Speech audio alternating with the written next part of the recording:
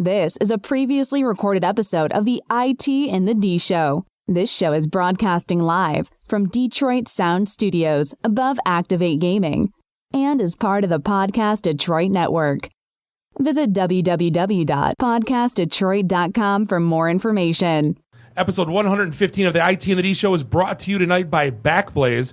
It is a personal and business backup for Macs and PCs. You get unlimited online backup, documents, music, photos, videos, user data, no throttling, and upload threading means you can back up quickly. So far, Backblaze has backed up over 150 petabytes of data. That's a lot of data. How many is petabyte? I don't know. Is that cat photos? Could be. But so far, they've restored over 10 billion files. They are legit. iPhone, Android apps to access all your smaller files on the go. Online access to all of your files from anywhere. You have an internet connection.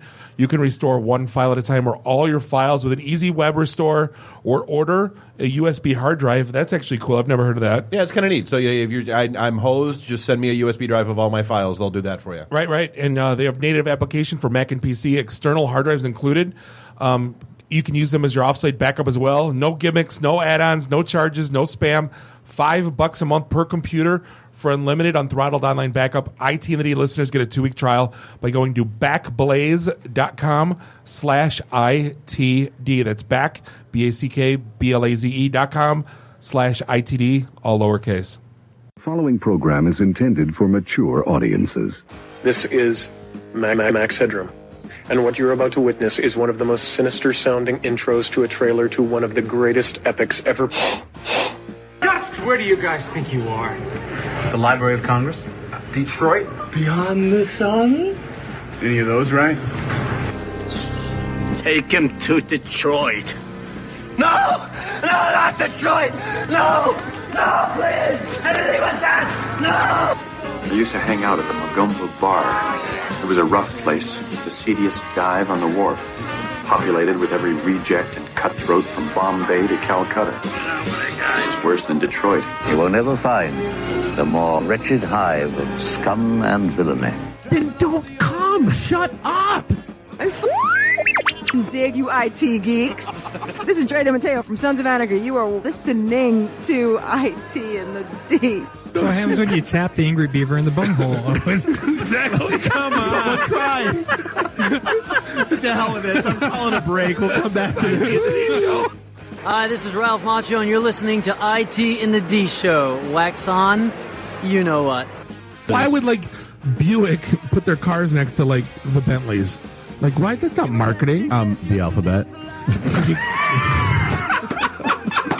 It's brilliant. What's up, everybody? This is Billy Zapka. Sweep the leg. Listening to IT in the D Show. No mercy. I may have to wipe the geek off. Hi, this is Martin Cove, John Kreese from the Karate Kid movie, and you're listening to IT in the D. Yes, Sensei! Hi, I'm Ernie Hudson, and you're listening to IT in the D. All you nerds out there. Nerds! What is a nerd? I'm a nerd, and I'm pretty proud of it. This is Scott Steiner, Big Papa Pump. IT and the D Show is your hookup. Holler if you hear me. You're in your underwear? I'm in my underwear. Hey, let's hang out. No, I'm sorry, honey. I have a headache. I definitely want to see Bob in his underwear. That's a fact. I can't say no, and I don't really want to. Well, especially with the back doors open. It's just too big. It's way too big. We just lost our clean tag on iTunes. This is Robert Hayes, the tit striker to my mother. When I'm not hanging out at the Magumbo Bar, I'm listening to the IT and the D Show. It's worse than Detroit. Is there such thing as a meat hangover? I love my Monday meat stick. Hey, folks, this is WWE Hall of Famer Hacksaw Jim Duggan, and you're listening to the IT and the D Show. Tough guy. Ho! So, what would you little maniacs like to do first? The question isn't what are we going to do. The question is what aren't we going to do. Ludicrous speed! Sir, had you better buckle up? Now buckle this! Ludicrous speed! Go!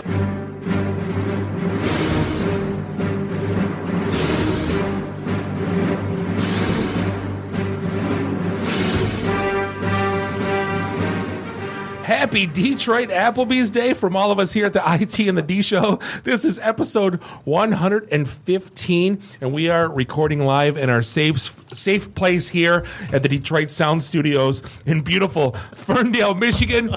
This is Bob. Already with the South Park reset. I during had the to. intro. As soon as I heard that, I'm like, I want to talk about my safe place. This is Bob the Sales Guy here with Dave the Geek, Nuri the FNG. Find us online, itandthed.com. And like we mentioned last week, if you have not gone there, there's tons of great resources on our blog. There's a job board. There's a news portal from My Tech News. We got about 400 different blogs raging on everything from how not to suck at and don't be that guy. We got the dating corollary. We got it. There's a whole just category upon category upon category. Tons of great content. So definitely please check us out. Give us a like on the Facebooks /IT&D and follow us on the Twitters. Because we are IT&D and you just keep trying, still aren't. Thanks for playing. Good try last week, though. Really good try. We have a great lineup tonight for guests. Segment 2, we're going to be joined by Monica Wheat from Digerati Girls. Got 3 big events coming up and a whole bunch of other cool stuff going on. Segment 2, we have IoT expert and mobile security expert Caston Thomas from Interworks Technologies. Old colleague of mine. Happy to have him in studio. Last but not least, friend of the program, Steve Gora from Aero Strategies. There's a cool event going on at Fundraiser for Capuchin Kitchens that we're going to talk about amongst other stuff in terms of what's going on, recruiting, talent, all that good stuff that we always like to talk about. The usual fun and excitement. Abso-stinkin'-lutely. So, Bob, you know we have to kick things off with how we spend our day to day, or at least a chunk of our day to day. So pretending to work, missing meetings. No, I did my full day of work, but. Today was the grand opening of the Applebee's in Detroit, the first Applebee's in Detroit, and we've been talking about this ever since the press releases hit. What, 4 months ago? Oh, yeah, 5 months ago. Doing the whole Mason Detroit Applebee's, and it was funny, and it wasn't. So I guess it wasn't funny because it was Applebee's. It was funny because the media jumped on. There was such. Like, you hear the terms media circus and media frenzy a lot, but those two terms are completely accurate for what happened. But it was like the Pope was coming. They were covering, like MLive was doing a story every 2 days about the opening of Applebee's.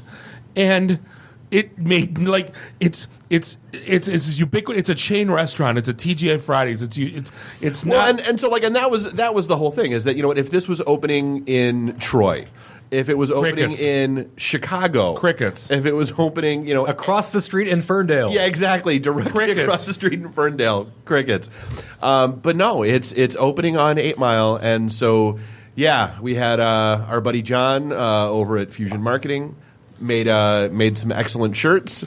Instead of the apple, there was an Old English D with the stem. So we come strolling into Applebee's at lunch today with our Applebee's shirts, and all the suits were there from the main company. You would have thought they were like, who are these guys? Are they secret shoppers? What are they doing? Are they corporate? Why do they have shirts? So everyone had to come up with have shirts? And we're like, the problem was, I guess let me sum it up real quick. It wasn't like. I was disappointed because the food was actually good. And the service was awesome. The service was great, and everyone was nice. And it's like we sat there going, oh, we're making fun of Applebee's. But we're not making fun of Applebee's. At the end of the day, we're making fun of the media for covering this. Well, and we did have that one conversation with the guy from the Free Press. Right, and we were quoted in an article today, which makes it even stupider. Free Press guy comes over, and I'm like, he wants to know what the hell we're doing there, and why do we have Applebee's T-shirts on? And I'm like, you don't get it. Like any other city in the country, no one cares. Stop issuing press releases when lights get turned on. I think if it's in a small town, like maybe like where I grew up in Florida, right? The Taco Bell opened up in or say South Park. Huge deal. I swear South Park's following Detroit. It's like I said, dude. The Whole Foods coming here was like the Pope. The current season of South Park is completely tracking the evolution of Detroit. Oh my God, they have a Whole Foods there. And all the snarky restaurants. It's totally Detroit. If this Wednesday night a Applebee's opens up in Shitty Pot Town, I'm gonna be wrecked. I want to move there. Matt Parker or Trey Stone. Oh, but that's the villas at Kenny's house. There was how many Free Press articles? If you Google Detroit Applebee's right now, there's dozens and dozens and dozens of articles, and it's like, what does the city have to do to not have that be news? See, I'm not gonna lie. I thought the mayor was going to be there. I was expecting like this podium set up, and the mayor and the balloon drop, Just and have a ticker Doug and tape. his security staff. Yes, I heard he was supposed to be there. I would have. They were taking. I swear to God, I hope somebody on his staff, which is like really. You're really going to go to an there's but I like nothing. some riblets, guys. There's nothing Come on. else going on in the city. You're going to go to Applebee's. riblets. Yeah. Oh, and of course we put it on our Facebook page, and we've changed the header on the Facebook page. Anyone that didn't know the inside joke, they're like, "You guys are idiots." Like, why would you be so excited about an Applebee's, right? Right. Well, tell that to the media. Like, it's like we're 11-year-olds on Christmas Eve. And we wanted to, no, and that was the thing. Like Andy from Detroit Bus Company wanted to bus us in. We wanted to have a mariachi band following us in. So we had these just these grandiose ideas of strolling, and I was going to yell like Mace in the Detroit Applebee's, and we just walked in and sat down. And everybody was nice, and the food was good. And Well, because before we even got in, one of the managers was taking photos for us of us outside. We're doing selfies in front of the sign, like butthole times 1,000. It's one of the most idiotic moments. I'm a grown man, and we're sitting here taking selfies in front of the Applebee's. And then sign. their corporate VP walks over and is like, "Can you guys pose for a picture real quick?" Yeah, absolutely. This is when it all goes south. Yeah, I'm like, right yeah, here. and that's the photo they're taking for the inevitable lawsuit. Who are you guys? We're going to send the Free Press guy to find out who you are. Where you got are. business cards now. Oh my God! Yeah. And we went there for pre-gaming tonight, which was even nicer. Everyone was great. They were even nicer, and there's I believe the ratio of wait staff to customer was about 1-to-1. There was a wait too. When I got there, they're like, "Sir, you can't go in there. We have to wait for tables." I'm like, "What?" Yeah, no, we've got somebody on the inside already. Have you made reservations on Open Table? Have yet? you seen my Detroit Applebee's T-shirt? Do you know who I am? Do I have to pull out my Yelp app? No, but I created you on Yelp. At the end of the day, we're it's creating 100 jobs. It's a good thing. I just don't understand what the media there's got to be something better going on. Well, again, it's what does Detroit have to do for that not to be a major media story? That's the come on, really? That's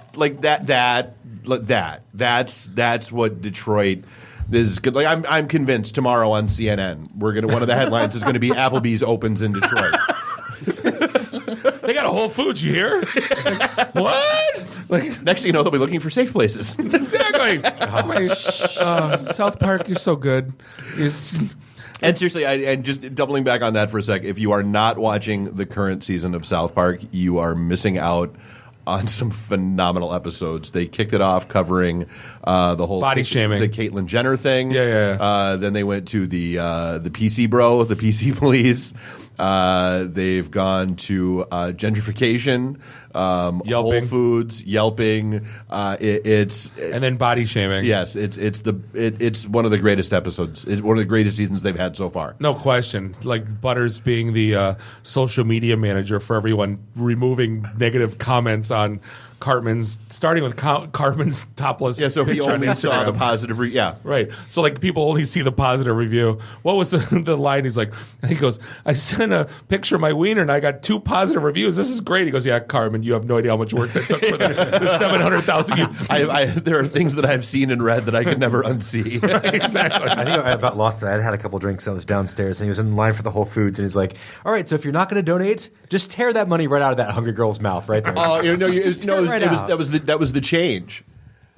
The change. Would you like to donate $1 for the homeless kids? Yeah, there was that, Right. but then it was okay when you wanted to get your change back from the Whole Foods. You had to rip the sandwich out of the young girl's mouth to get the change to come out. Speaking to the system here, I'm not going to give money to them. Yeah. No, is no place safe though? You go through the drive-through at Arby's, and would you like to donate $1 for the homeless? No, I want my Arby's.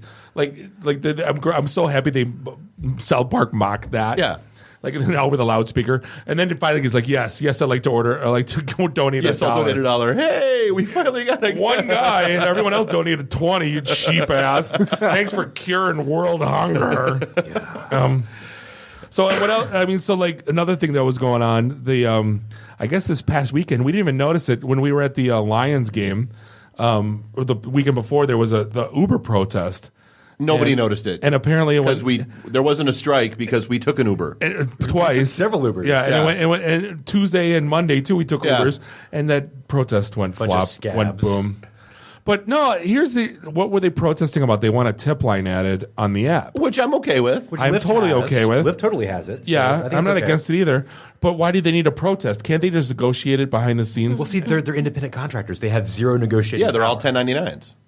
I'm not driving for you no more if you don't, But here's the thing. They had guys, I remember I was listening to the radio, and they had a few drivers that were like, yeah, if someone gives me a $5 bill, I'm going to say thank you and put it in my pocket. Totally. You'd be stupid not to. I do it a lot on short rides. Like my ride from my house to here is like $4.50. I feel really bad about a $4.50 ride for an Uber driver, so I give them an extra $5, and they always take it. And they're always super happy about it. Yeah, totally. I thought you weren't supposed to tip them. That was the whole point. I thought so too. Yeah, but I've never tipped an Uber driver.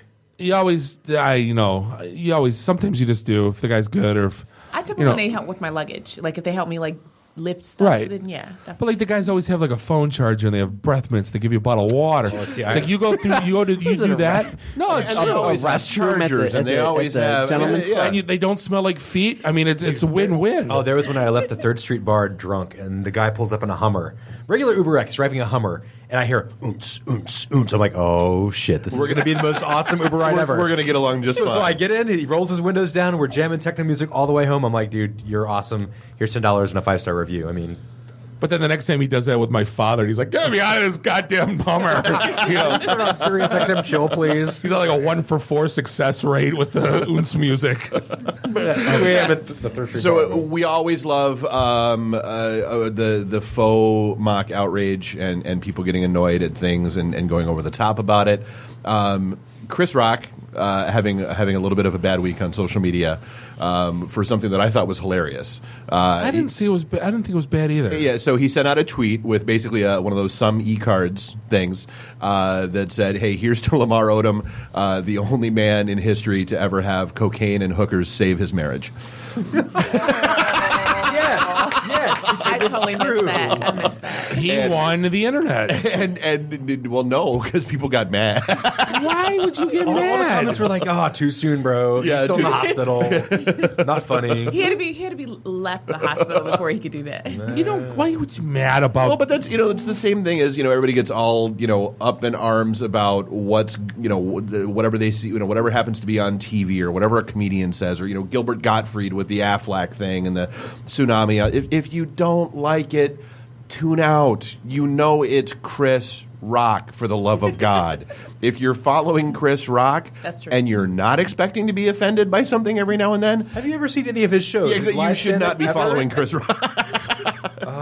Unless you're just following him to be offended Wait a and minute. have righteous indignation. That dirty comedian said something offensive? Right. I'm offended now. Right. Who knew? Right. Idiots. Unbelievable. The dumbest one of the week was article came out in Information Week about some hacking group that touted getting into a Fitbit in under 10 seconds as long as they were within Bluetooth range. Right. And I'll be honest with you, this is one of those ones where you're usually the one that I have to chastise for not getting it. Yeah, I don't get this one. I don't see the big deal about someone seeing how many steps I did or did not take today. What's even worse, I went and looked at the article, and they said that there's only 17 bytes for malware injection. Do you know how big 17 bytes is? Yeah. 17 characters. I have just spent 17 characters speaking. Yeah. It's like a sentence. What kind of malware are you going to write in a sentence and put on your Fitbit? So what the... What are you doing? Why does it matter? Do we have a security expert in the room who can tell us what a Fitbit... Just wait for that segment. It's like T-ball right here. Shameless promo. And then, Bob, there was tragically bad news over the past 24 hours. What?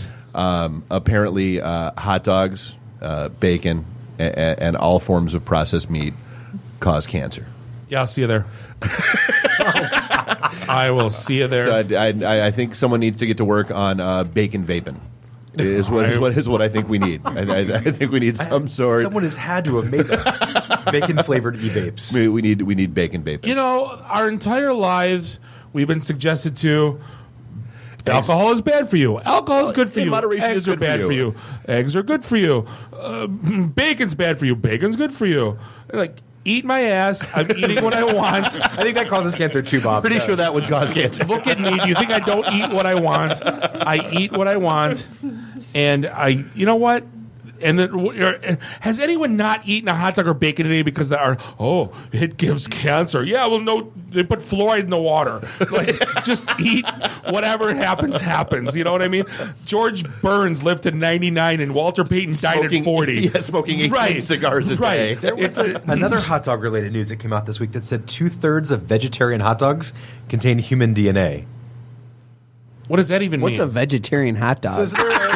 Apparently, it's to serve man. It's made from people.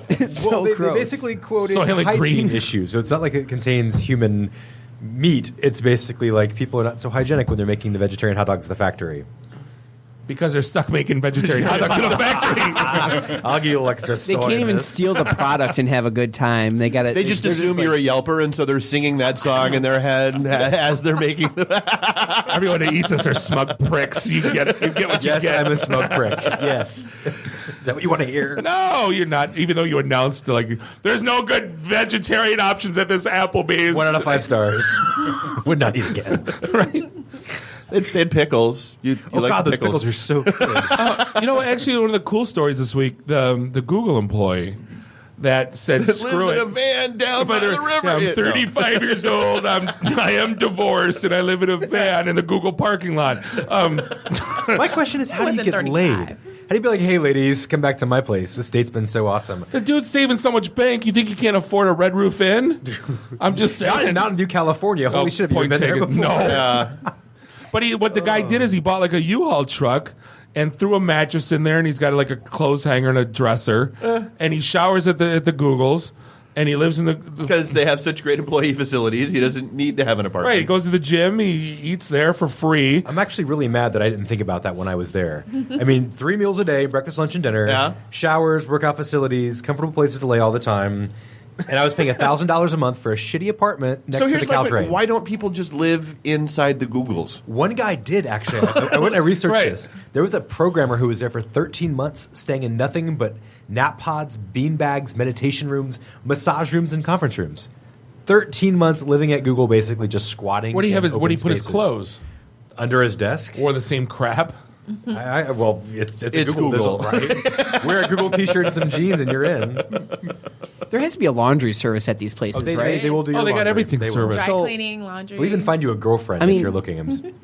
What do you need? 3 Star Wars T-shirts and a pair of jeans, and you just kind of rotate it. And I think his sweetheart. I think his sweetheart had the security to keep this big ass U-Haul. I don't think he even had to sweetheart them. Oh, he just told them what he's doing. They're like, yeah, whatever. He just showed them his badge. That's what he said. He said they stopped him one night and he showed him his badge, and then they just left him alone. But you think about that, the guy's got what do you say he had $60,000 in student loans? He's 90% of he's banking 90% of the money he makes at the Google to basically pay off his student loans, and then good for him. No, that's what I said. But it's kind of like my friend of mine works for one of the big home builders in the North Dakota's boomtown right now because of the oil business going on. And Walmart is actually selling pods.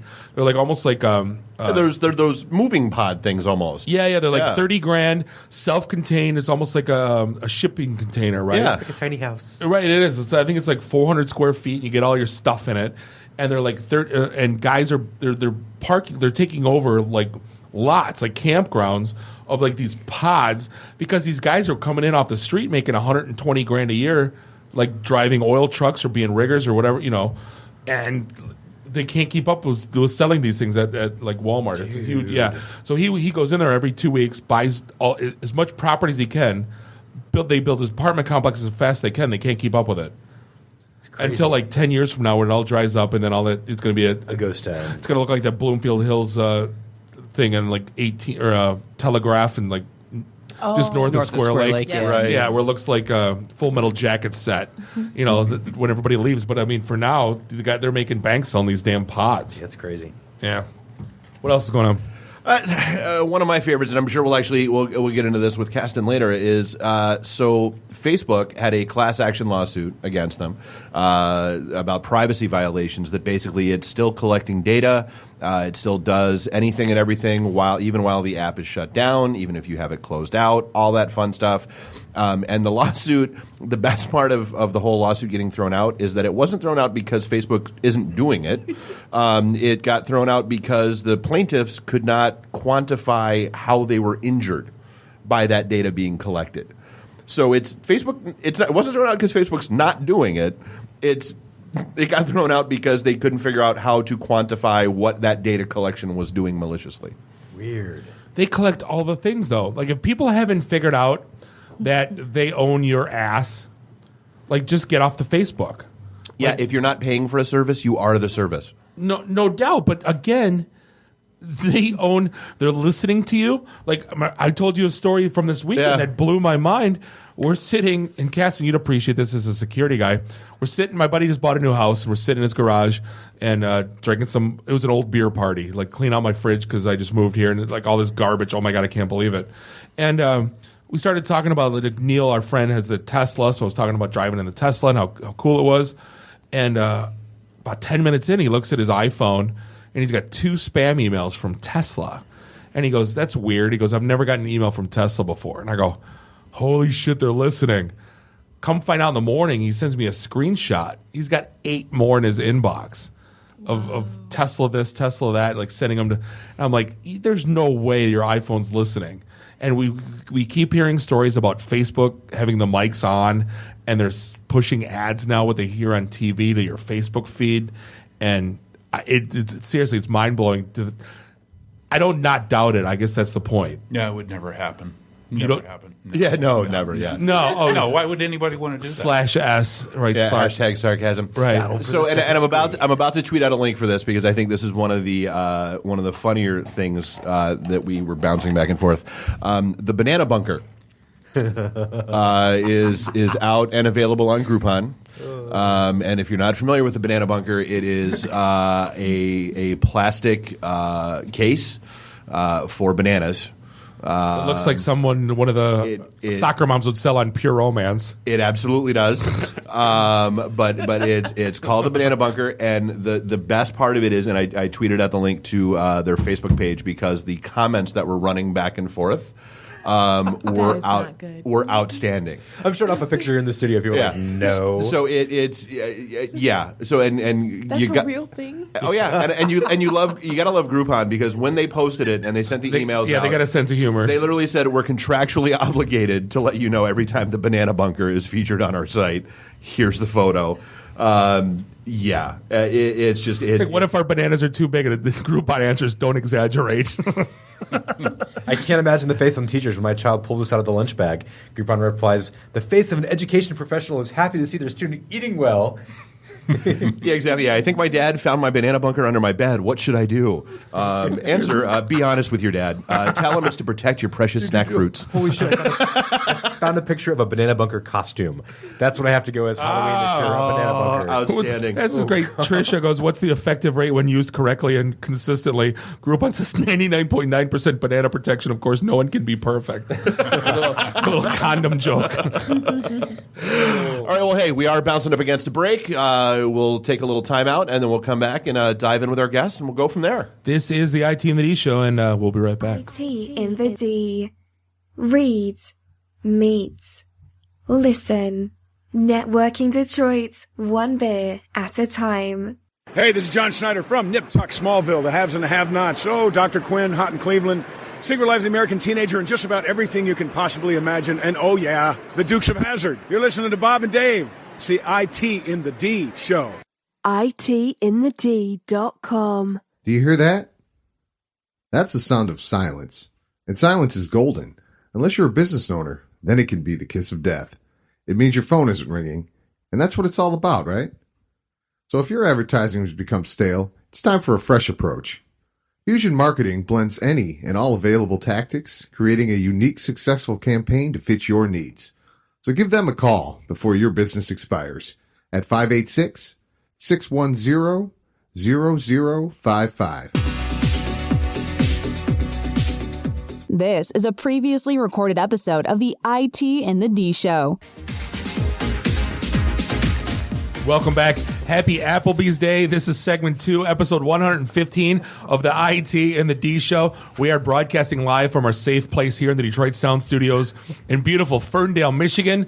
This is Bob the Sales Guy here with Dave the Geek, Nuri the FNG. Find us online at itinthed.com, and all the good stuff is there, blogs, social. I feel like we need like an acronym section on our website at some point. Ooh, like an FAQ? Yeah, we need the... We're turning into an HP. We are. We need an acronym definition thing. They're all for Nuri, though. We don't have any acronyms. I'm actually okay with people not knowing half my acronyms, especially the LOST. But anyway, Bob is big old baby. That's the only thing that anyone's ever told me. But hey, do us a favor. Mark your calendars. November 19th. That's a Thursday. From 5 until ? We're going to be at the Blackfin in Royal Oak for a casual social. All IT folks. No crappy sales guys except for me. I will be there. No fruit basket guys and no speakers. No selling your name. No cover charge. No cover charge. Nothing. And then we also have our December event on the books. That'll be Thursday, December 10th over at Falling Down Beer Company. That's the annual charity fundraiser. Help kids in the area have a decent holiday season. We've done that for the past couple years now, and it's outstanding, and we really look forward to it. So, yeah. And Dave gets slapped every year. I think I might pass that torch this year. Yeah, she hurt you last year. She palm striked you. She gave you a Hadouken instead of like slapping you. She must have been in a bad relationship before or something. Yeah, did she jar a tooth loose? Did I remember that correctly? that was a couple years ago at Rochester Mills when we had the Navy girl, the female MP. Yes, that clocked me with the heel of her hand instead of the open-handed slap for the good sound effect. No, last year was the bartender. Tattooed bartender, yeah. Nice tats. Nice exactly. Tats. Yes. Right. Before we get down to business, this episode of IT is brought to you by Braintree. Developers around the world have embraced the Braintree V.0 SDK as the easiest way to add secure mobile payments to their apps and websites. No matter what the payment type, Braintree accepts it. Apple Pay, Android Pay, PayPal, Venmo, credit cards, even Bitcoin. And if something new pops up, even Bitcoin. Something new pops up, they'll support it too. It's the same payment solution used by Uber, Airbnb, and GitHub, so you know it scales. Integrating into your app is as easy as inserting a few lines of code, customizing it's easy, and before you know it, you got PCI secure payments on your application. But don't take my word for it. Try out the sandbox and see for yourself at braintreepayments.com/IT. That's braintreepayments.com/lowercase-it. I was talking to some friends at OST about it, and they freaking love it. Like, this is like one of those things where, doing it yourself is like ridiculous, right? Why would you ever want to make yourself PCI compliant when something like this can do it for you or going to an external where you don't trust it, or like PayPal, right? And the user experience sucks when you kick somebody over to PayPal and then back, right? Yeah, totally. The funny thing is, Braintree is part of PayPal, but for the mobile at least, they made sense, and you're getting kicked in. Brilliant, absolutely, yeah, absolutely. So cool. So hey, this is segment 2. We have repeat offender. This is what, your third time here? I think so. We have Monica Wheat here from Digerati Girls. One of the cooler programs we've ever talked about. Like, basically, I remember it from being like you're helping kind of even from like school age girls up until like adults, kind of getting them interested in STEM and tech. To I guess let everyone know what Digerati Girls and what you guys are about. Sure. We are a nonprofit. We do school-age girls. We start as young as 4th grade, and we go up through high school. And so we have a whole gamut full of workshops and programming and partnerships that we teach young girls and young boys how to code. We teach them how to build websites, mobile apps. We teach them digital marketing, social media, and digital entrepreneurship, the innovation side too. So last year when Hour of Code came out, and there was a few schools, and they actually reached out to me about doing my kids' school. We couldn't get it done in time, but I have my kids doing that on their own, right? And I told a bunch of the moms, like, hey, you should really have your kids do this, regardless if they're into computers Absolutely. or not. I guess what type of things are you having them do? Are you having them do Hour of Code? Is that part of, Yeah, we're actually, Digerati Girls and Digerati Kids is actually an code.org. That's the sponsor, the global sponsor of Hour Code. We are a partner of theirs. So we are actually the leads of their professional development program here in Michigan. So that's one of the things I came here to talk about, is the professional development program, which teaches teachers how to teach code in their classrooms. Which is a big deal, I think. It's a huge, huge deal. It's something that they're actively trying to make a part of the standard curriculum that people are required to have before they graduate from high school. So they're working at that in many states to make that part of the standard curriculum. Are teachers receptive to this? I mean, absolutely. Okay. Absolutely. Yeah, because it's free. Code.org is a nonprofit itself, and they offer the workshops for free. And then they bring on partners in different locations, and then we get trained, and then we train them how to break computer science concepts down into their regular lessons. Because my daughter just got into middle school. Yep. And I met the computer teacher, and I said, "Oh yeah, I'm a Cisco guy." Okay. And the look on his face was like, "Oh God, I got one of these." and it's like I can see I go, "No, I'm not going to meddle." I don't know. I'm not here to tech interview you. I don't know more than you. Yeah, no, just do what you do. But that's why I think that's why I asked the question about the teachers to see how not apprehensive, because I got a lot of kickback when I tried to do the hour code for the 5th graders last year. Really? Why? Yeah. There were, I don't know. Pushback. What did I say? You didn't get kickbacks. Yeah. Oh, no, they didn't. You got pushback. They pushed and they kicked me back. I don't know if it was they didn't understand it or didn't know. Probably not have the people able to teach it. I don't. Yeah, because this is coming down from the president on down. This isn't like something like fly by night local neighborhood thing. Right. This was done nationally. Yeah, globally. Right. Mm-hmm. Globally, really. Globally. I didn't know that. Yeah. But it was my kids had a ball doing it. They're like, "How was it?" And they go, "It was fun. It was good." It's meant to be. Yeah, it's not. But I mean, it's not intrusive. It's not like you're opening up.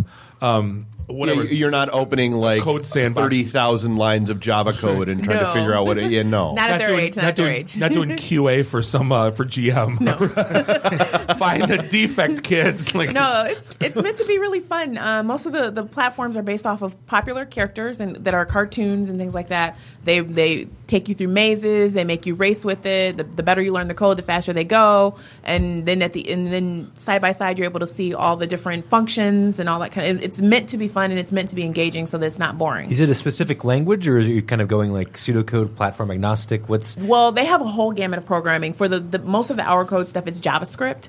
So it's basic JavaScript, which is super relevant. Yeah, so it just keeps it right. But as they go through, there's a 20-hour course, and there's middle school courses, and then there's high school courses that get you all the way up through AP and computer science.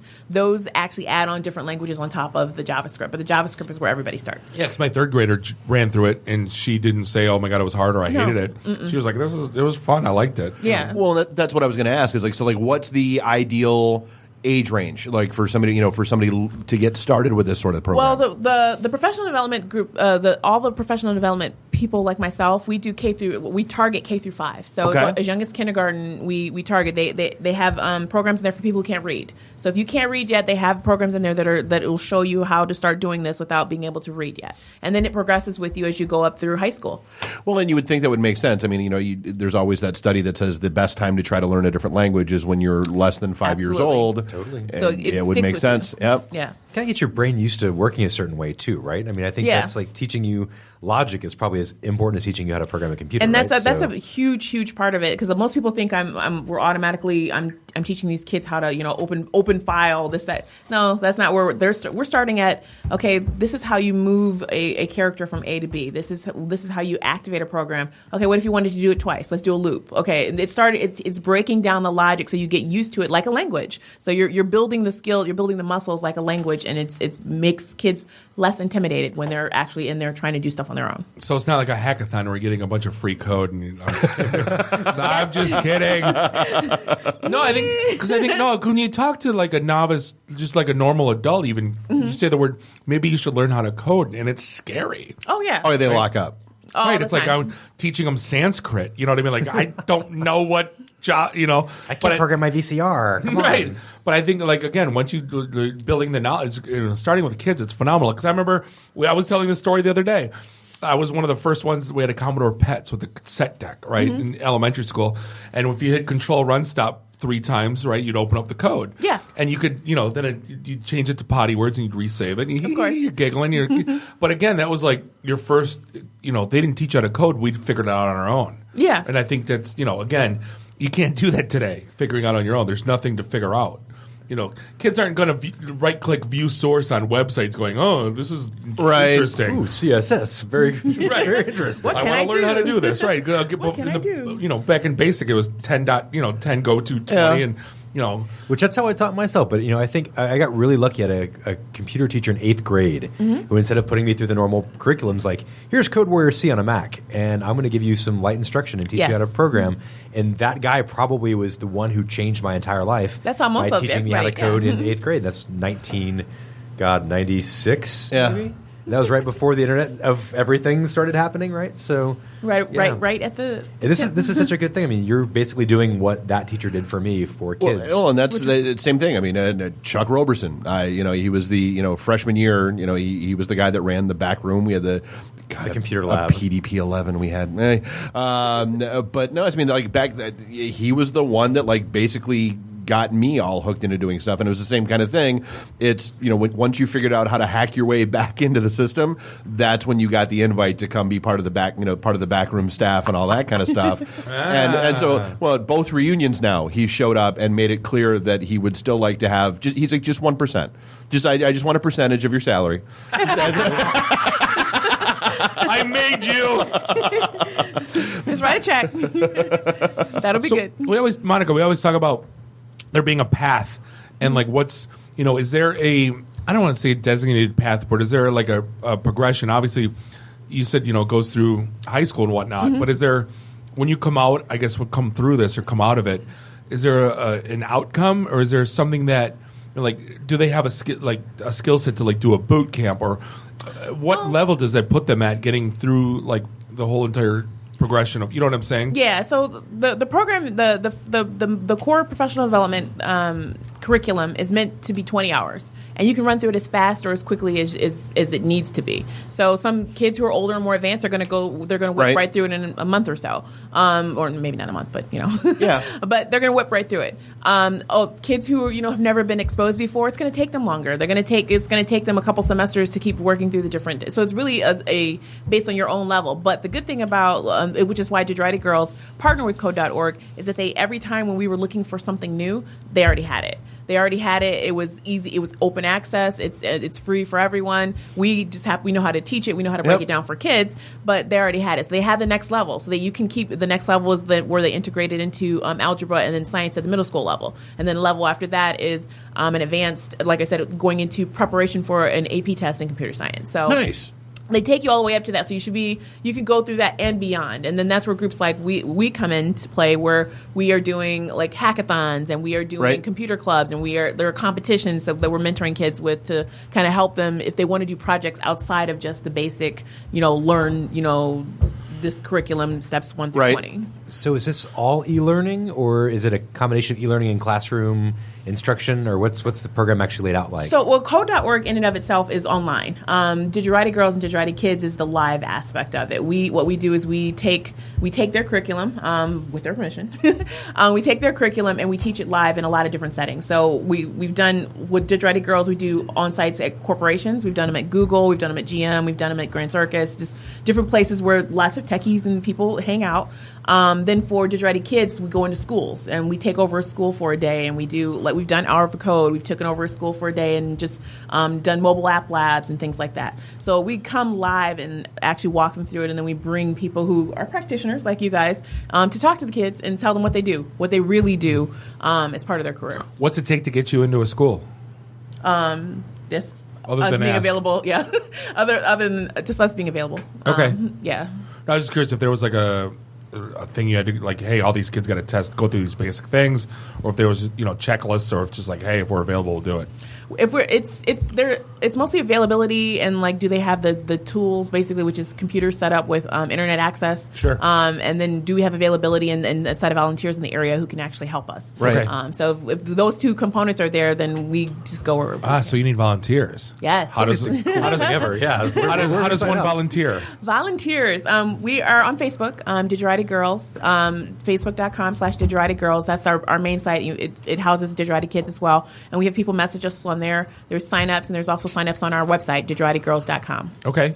Which should not be blocked by filters out there. We would hope people. so.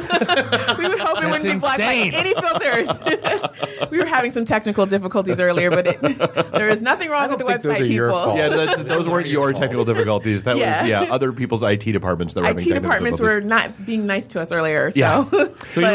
I would say you were talking. You got a couple events coming up. What is going on? Really, really exciting for us. The first time for another group that I work with is Startup Weekend. Startup Weekend is another global organization that goes all around the country doing hackathons, basically, but based around business models. Pontiac in here not too long ago, and we actually had. That's right. Was with Scott. I think Scott was in here from Startup Weekend Detroit. Okay. Yeah. Excellent. Yeah. So Startup Weekend is doing their first ever Startup Weekend Detroit Youth. Okay. November 6th through 8th. We're doing it at Ford Field. It's being hosted at the Techstars Mobility offices. Okay. And so we're really, really, really excited about it because we're already overbooked that weekend. Stop writing. Just stop writing. What weekend is that? That's the weekend of Comic-Con, Fantasticon, wrestling. Oh no! The Applebee's scavenger hunt. We're overbooked. He's like, no, we got nothing. Can't do it. Just stop writing.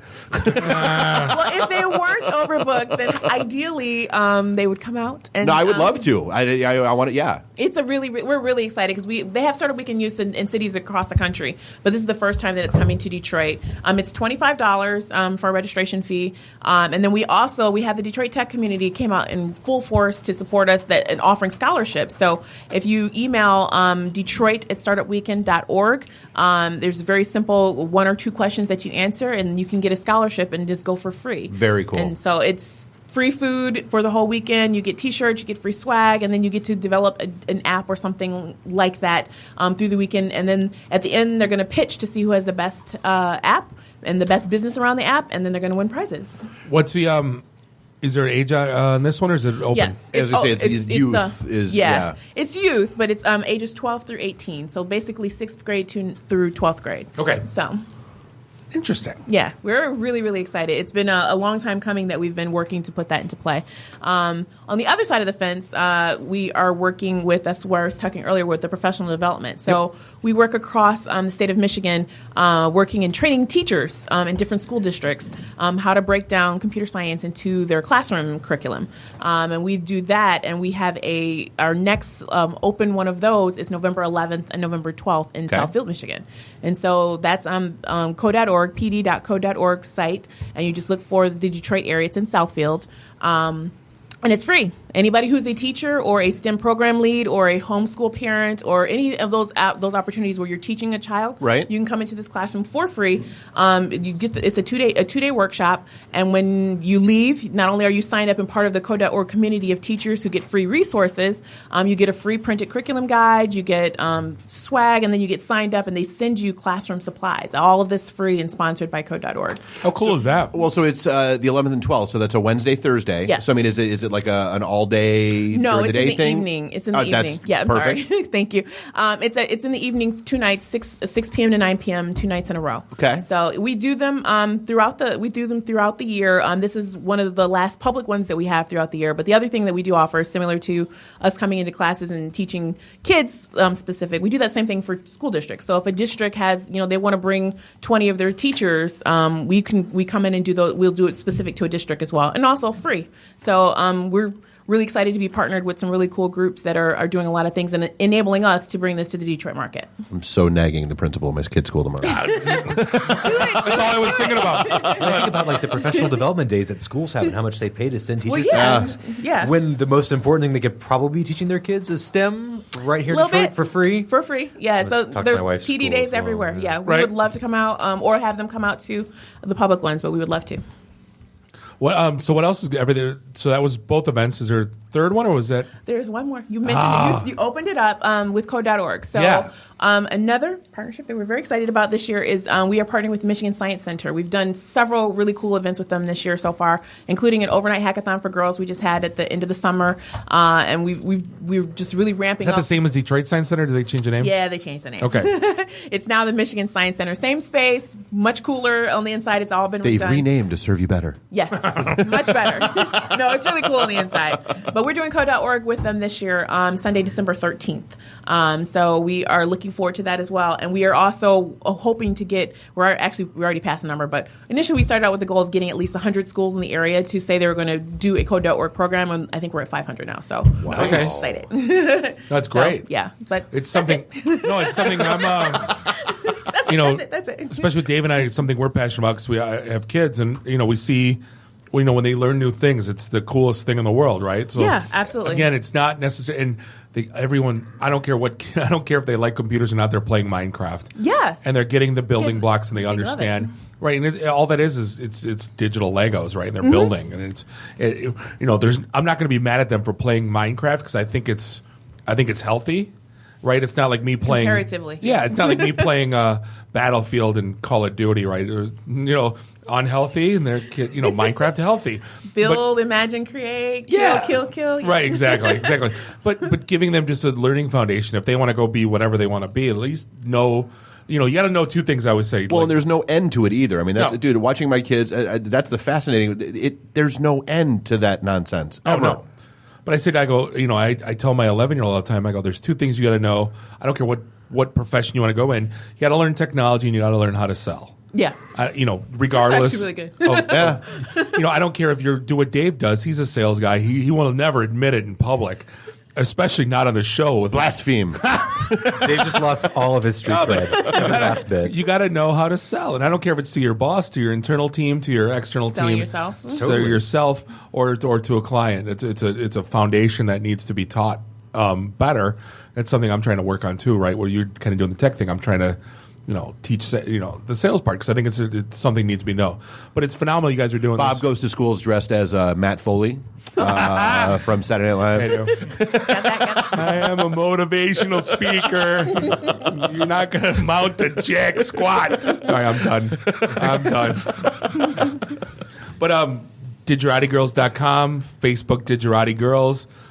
Yes, all the things are there. Yes. In terms of the events, and we'll put them in our recap too in our show. Yeah, absolutely. But yeah, other than that, we appreciate. Always good seeing you. Thank you guys for having me again. I appreciate it. Of course, the work you guys put in is insane. We try.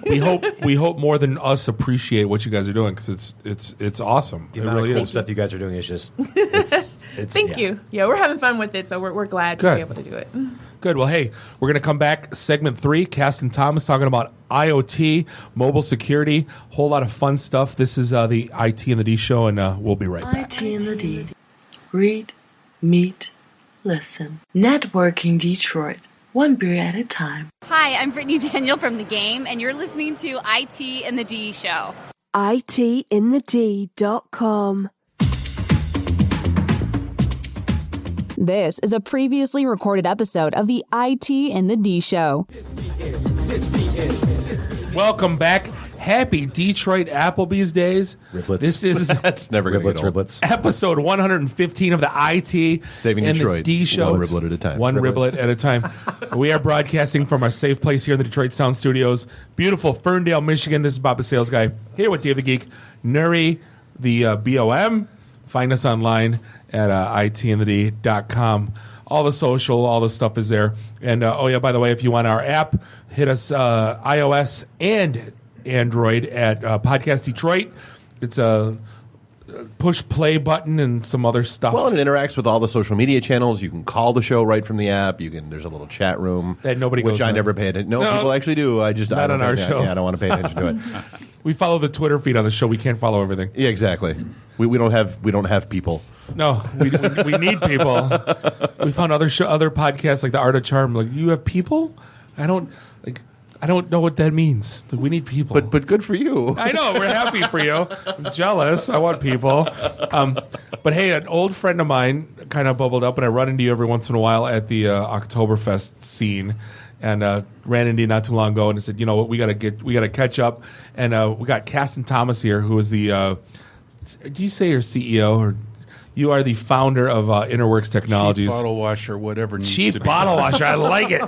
But no, you're with Interworks Technologies, and kind of I knew you back in kind of the wireless days when wireless was a kind of a, you're kind of staying ahead of the curve, right? Ever since I've kind of followed you, wireless was the hot thing back then. Now you're kind of you got into security. Now you're getting into IoT. So I guess fill me in. What's Interworks doing these days? Well, let me hop in here. I hold the claim of fame that I'm the first former employer of Bob the sales guy. Whoa. True story. Yeah. So tell us exactly how Bob spends his lunch breaks. Ooh, Bob, I am not going to tell those stories. I'm pretty sure I already have the answer to that question. Applebee's Detroit. That's where Bob spends his lunch breaks. At Detroit Applebee's. Yeah, that's right. Bob and I worked for a short period of time, and he came to me very apologetically and said, I got an offer that I can't refuse. And it didn't involve a horse in the bed, so it wasn't a Godfather kind of thing. Horse? No, not a horse. He told me what it was. Yeah. He told me what it was, and he had the opportunity of a lifetime, and he took it, man. It was that was fun. It was a. Do you know how that ended? I got offered to be an assistant vice president. They wanted me to move to New York in the News Corp building, penthouse suite, corner office, looking at the Statue of Liberty. What? Wow. Yeah, and I did decline it. Oh. I think my wife was pregnant at the time. Or it wasn't in the World Trade Center, Center, and there's another story there. No, it's the News Corp building. It was. I had to say no. It was kind of funny how that stuff comes and goes, right? I tell you, I think the world of Bob, and somebody has to. Well, other than his mom. to. My mother does. He did pay me to say that. But. You brought in some good scotch, so yeah, you can say whatever the hell you want. Exactly. The guy takes initiative, and if you. He told me way back when, he goes, Cassie, he goes, this is like, what, 1994, something like that? I mean, way back. He goes, Cassie goes, I've got this dream. I'm going to start a podcast. I did not. I was like, really? I'm going to feed you some laxative. You are full of it. Full of it. I think I'll call it IT and the D. Somebody registered it already. Dave did when I told him about it. That's how the story goes. I'm like, it'd be good. We should do a conference, call it IT and the D. Dave's like, already went to GoDaddy, registered it. It's on. We're good. So yeah, exactly. But IoT is getting to be like we had Nicole Johnson on, who works with me at Cisco, and they have a big bunch of contests talking about what's next in IoT, and it's getting.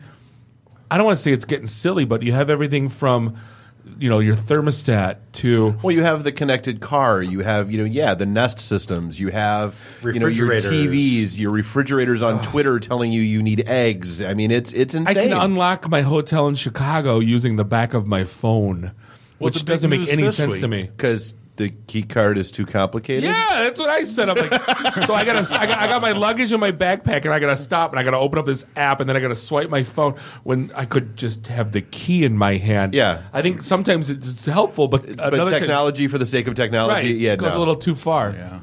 Well, this week the news is that there's the iKettle, which is a Wi-Fi connected teapot. Ooh! For all those consent discussions at Penguicon. I would effing love a glass of tea. Sorry, would you like some tea from an iKettle? But so I can understand if you really like tea and you want it ready for when you walk in the house, but how difficult it is to make tea where you need... you're coming downstairs, you get out of the shower, you're drying off, you hit your... I was going to say, you don't have a programmable coffee maker? For being the world's king lazy ass on a Sunday... Look, I'm not on Shark Tank selling this. I'm just telling you. No, if I could have an app that starts my coffee maker, then have a drone deliver it to the couch, I would totally invest in that. Right now, I have children to bring me things. Your kids just bringing you scalding hot coffee. Exactly. Their hands are just burnt all the time. I totally am that lazy, though. I'm laying in bed, and I hop on. I'm like, it's cold in here. I grab my cell phone, I turn up my Nest, and I go back to sleep. So if I could hit a button and make tea, maybe. Except there's one problem with that. It's possessed by a spirit, like in Japan? No, there's like a 2-minute hack that lets the iKettle give up its Wi-Fi passwords. Oops. Ooh. Yeah. So an unauthenticated attacker from outside your house could make your tea kettle spill the goods? Or it could spill up. Oh, now I get it. Oh, that was That's bad. good. Yeah. No, that was so good. I didn't get it at first. He's too small. No, I mean, but that's the thing we've always like Nest. Okay, yeah, great. You can control your thermostat from your phone. Yeah, you can have a security system in your home that lets you make sure when the kids get home and watch them walk. Those are all giant gaping security holes in your home network if you don't know what you're doing. And the vast majority of consumers do not know what they're doing.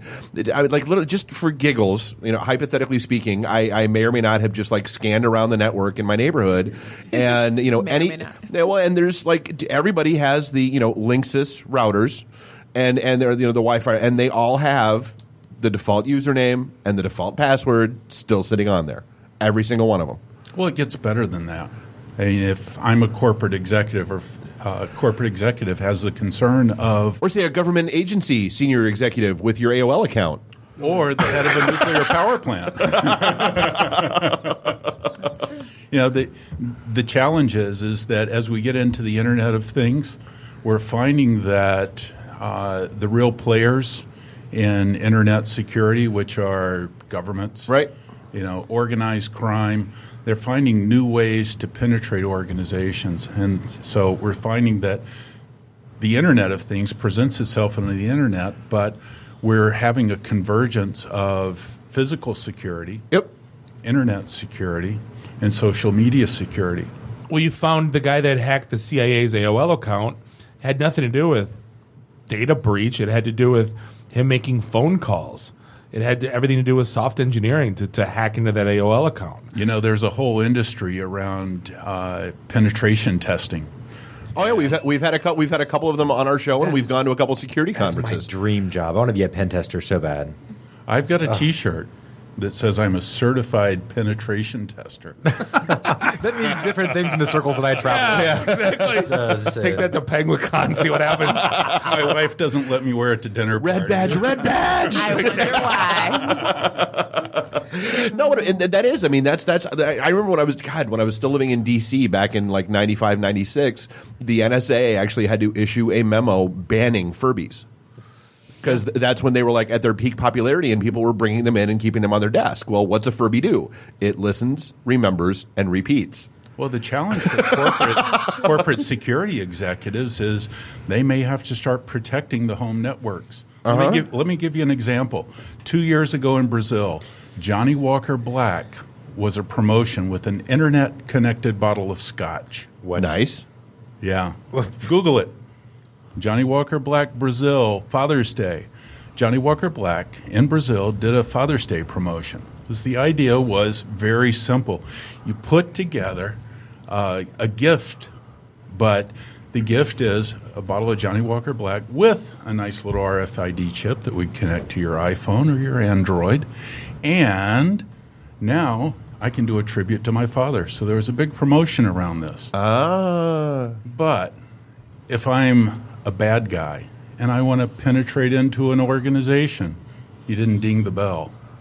Okay, right. If I want to penetrate, there you go. I want to penetrate. He catches on quick. The whole idea, the concept of phishing, the idea of getting someone to open an email or open something on their mobile device so that I can install malicious code, which can then track keystrokes, look at bank accounts, grab all of the contacts within the iPhone. Very, very serious kinds of penetration. The trick is always, how do I get someone to open up that app? Well, here's the trick. Penetration testers. Send a bottle of Johnny Walker Black to a corporate executive who enjoys scotch because it's posted on Facebook, right? Which is the merger of social media, with a little... From Hallmark, you can get Hallmark with Bluetooth announcements on the cards. Right. So you put a mysterious message into a gift-wrapped Johnny Walker Black right into the U.S. mail. Goes to the executive's home address, which is very easy to get. Corporate executive goes, scotch, I love scotch. I wonder who this is from. Well, there's a card in there. Connect my iPhone to the card. Well, Game wow. Over, man. Game done. Over. Wow. It reminds me when you were This is why we can't have nice things. I know. I'm never accepting a bottle of scotch from any of you. No, it reminds me of the scene in The Dark Knight where he left his cell phone in the security guy's desk and then basically used that as a sonar scan to get the blueprint. That's freaking crazy. I'll give you another trick. Oh, my God. Are you being paid by Johnny Walker Black? 'Cause you said that 10 times, by the way. No, I wish. It's just personal preference. But if they did want to send me a free copy, I would take it. I'm not going to say no. Would you buy their coupon code IT and the D at checkout? Applebee's. Oh, the Applebee's thing. I keep imagining Bob at like 70 years old with these khakis hitched up above his navel.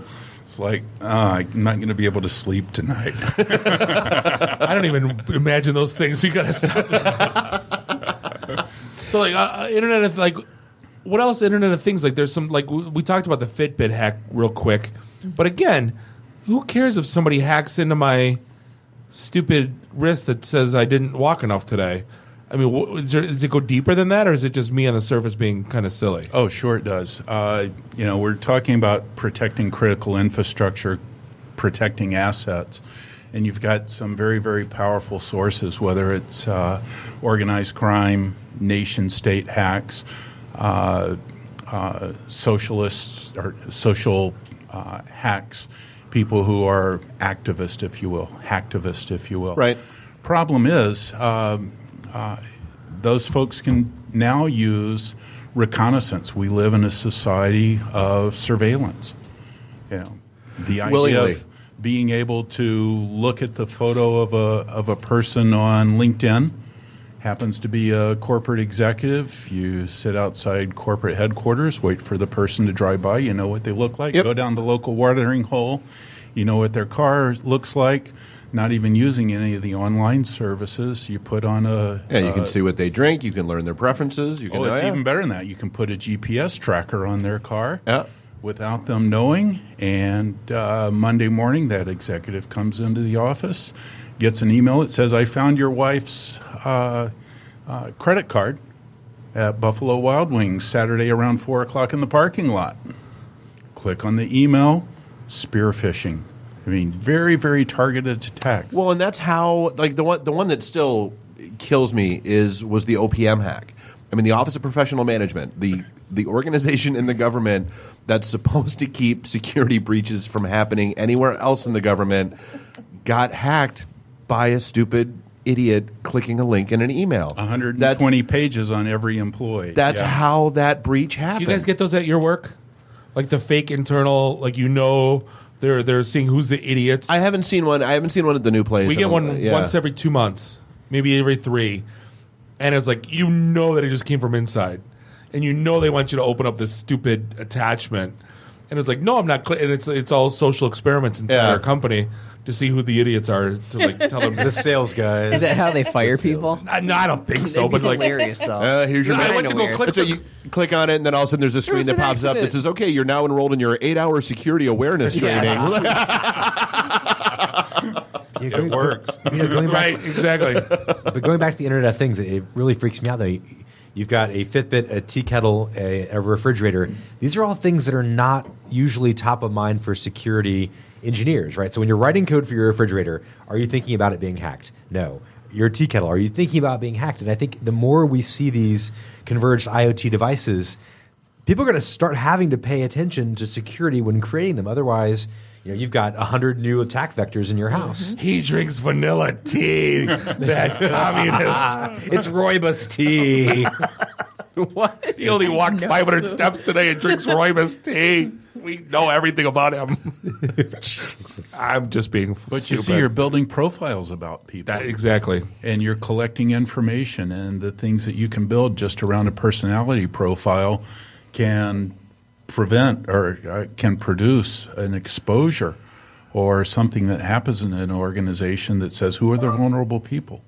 If you go back to the espionage, you don't just go in and say, here, let me give you Hi, a I'd like bribe. your secrets, please. Yeah. You crack open that door. So you can crack open the door using these tools, and before you know it, we're now talking about the internet security within an organization extending into the home. That has cultural implications. It has relationship implications and relational implications, because now do I as a corporate executive want to open up my home security and knowledge and monitoring of what I'm doing in the home to my organization? We have some real challenges coming down. Cassie, we always talk about, like, I have a Xbox One Connect sitting on my, I can talk to it and it listens. I have an Amazon Echo sitting on the same TV shelf. I can talk to it and it listens. My phone, I know the mics are on and I know it's listening. At what point do you either go crazy with this stuff or do you just absolutely don't care? Because I'm at the point where I don't care if it knows whatever it is I'm doing on my living room couch. Good morning, Bob. New boxers? Yeah, exactly. It's Friday. You're wearing pants. What's wrong? But no, you know what I mean? Like, at what point do you just give up? Or do we still have, or do we have to fight? I don't look at it from that standpoint. I look at it because of Interworks' focus from the standpoint of corporate responsibility. So the issues that I'm concerned with is how do we help organizations address the societal, the cultural kinds of impacts that this has on the organization. Sure, we need to be concerned, but quite frankly, we've been burned out by the media.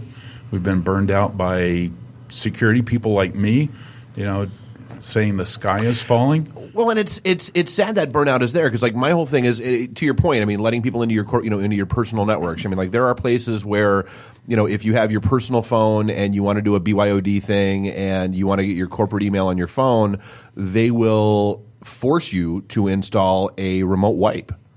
Sure. On your phone because they want to make sure. And then I don't need corporate email on my phone. Security hoops I have to jump through to do my it's that simple. But the part that I think that gets lost in kind of the signal to noise ratio is it's not each individual incident that hits the news that's the issue. It's the conglomeration of all those incidents. It's not. Yeah, the Target hack is bad, and yeah, the Ashley Madison hack was bad, and yeah, the LinkedIn hack was bad, and yeah, but it's what people fail to realize is that so now sitting out there on the dark web and all that fun stuff, somebody's merging all of that data together. Absolutely. And so it's this username from Target, and we found this username from Bank of America, and this username from Ashley Madison. Yeah, and by the way, the passwords are the same and the email addresses are the same. That's the same person. We now have a profile, and we know that email address and that password always tend to go together. Let's go try that password on that email account, see what happens and what I can find once I'm in there. Or the inferences of, this person tends to use their children's names and their birthdays. Right. Now I can guess, and guess what? All that information's out on Facebook.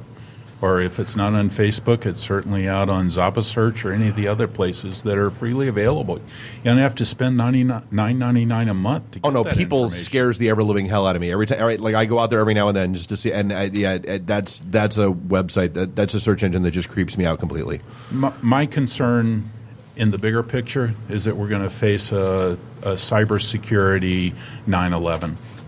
That something's going to hit us, and all of a sudden we're going to go, oh my gosh. What happened, if only? Is that critical infrastructure? Is that power grid? What do you think? Were you here, Nuri, when the power grid went out? Oh, yeah, I was there. 03? Look, dogs and mass hysteria, dogs and cats living together. It was nuts in this town. The first word out of every radio station you turned on was terrorist attack, hackers, knocked down infrastructure. Yeah, that was the first was thing. A cover up. It really did happen. Substations in the Northeast, right? No, false flag. It was running on a Commodore VIC-20, like the HVAC in Grand Rapids schools. Right. Outside of Erie, Pennsylvania. Do you know that, Steve? the HVAC, the computers like running the heating and cooling system that controls like 30 different schools within Grand Rapids. I need to go to my bag so I can get my tinfoil hat off. Yeah, exactly. It was running on a Commodore 64, and it was one of those it works. So why would we upgrade it? Why would you? Yeah. I'm assuming it failed, right? Is that why it became a story, or no? No, they were just boasting that's what it runs on. How great it was. Yeah. Mm-hmm. So we're like, really? My question is, school's doing. So if you're securing or helping companies and their executives, right? So you're saying you're taking cybersecurity to the home of executives. And Bob mentioned about his devices that all speak. Do you tell an executive who wants all the newest toys, like, no, I'm sorry, you cannot have this Amazon Echo? Or is it risk mitigation, or what's really your strategy? There's a number of things that we can get into. something that might be as simple as and as nebulous as a break-in in the home. Well, gee, not much was stolen, but you know what was really stolen?